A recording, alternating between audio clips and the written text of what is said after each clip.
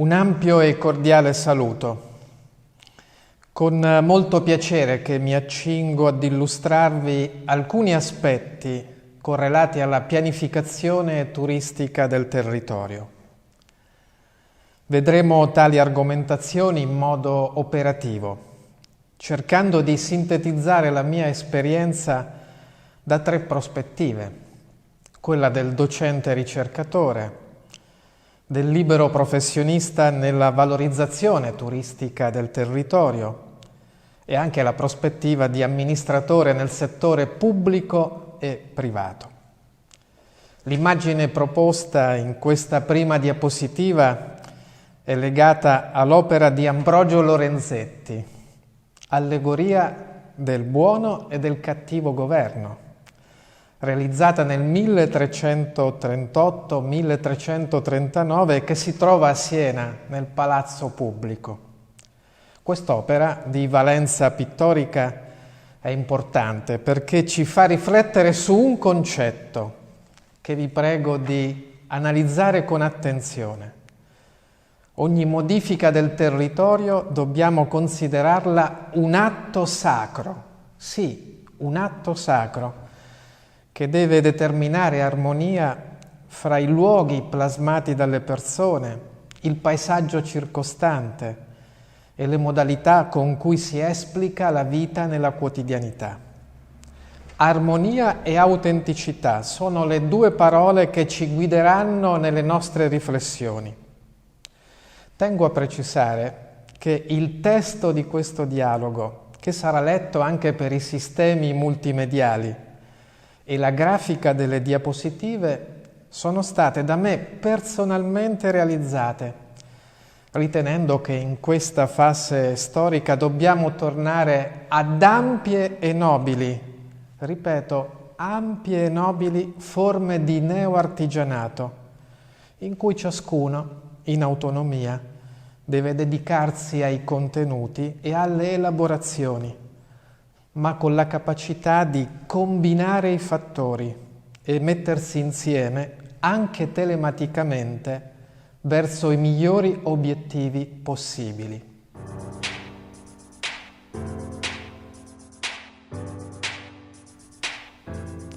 Le attività che ho svolto negli ultimi 30 anni sono riscontrabili, in sintesi, nel sito internet www.claudioricci.info.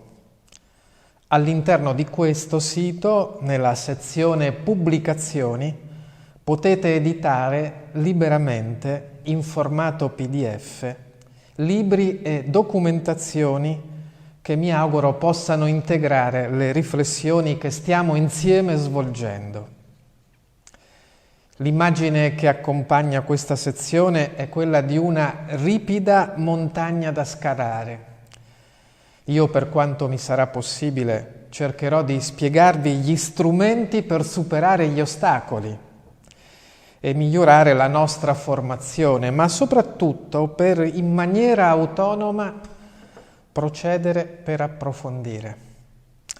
Ritengo che insegnare sia condividere metodi per imparare come si può, da soli, utilizzare gli strumenti utili per ampliare le nostre conoscenze e abilità professionali.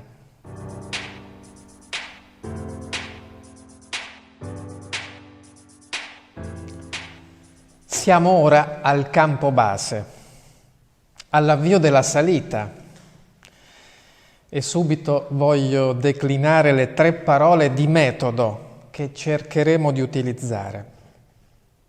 La prima è comprendere, che declina l'idea della formazione come un cammino di esperienze, dove non ci sono maestri e allievi, ma solo persone che cercano sempre di capire i fenomeni. Le soluzioni sono in ogni momento definitivamente provvisorie e assoggettabili a modifiche. La seconda parola è particolare. Ritengo che sia un termine fondamentale per guardare sempre il dettaglio, dove risiede l'essenza, l'autenticità e ciò che serve per comprendere. Credo che sia proprio il particolare, a volte inatteso, a creare meraviglia, a configurare il senso autentico della bellezza che coincide spesso con il bene e il bello delle nostre energie. Terza parola, le conoscenze sottili, intese come leggerezza. Dobbiamo liberarci da tutto ciò che pesa e non è utile al nostro cammino, cercando di conservare solo quello che conta. Bisogna fare simbolicamente come i pellegrini lungo il cammino, con la bisaccia sempre aperta, per ricevere in ogni momento e donare sempre durante il percorso. Il tema della pianificazione turistica di un territorio discende da alcune parole che in questa parte vedete rappresentate dalle immagini riferite all'Italia. Dobbiamo esplorare il paesaggio, intuire i significati di un vero viaggio e percepire come si organizza un'autentica esperienza d'accoglienza. I luoghi sono espressione di un'anima, anelito della cultura autentica dei territori, e il turismo va inteso non solo come industria. Voglio sottolinearlo, non è soltanto un'industria il turismo, sarebbe riduttivo, ma va interpretato come un dono e una opportunità reciproca di dialogo, di conoscenza, di cammino interiore. Una delle caratteristiche dell'Italia è che ogni luogo è unico e irripetibile.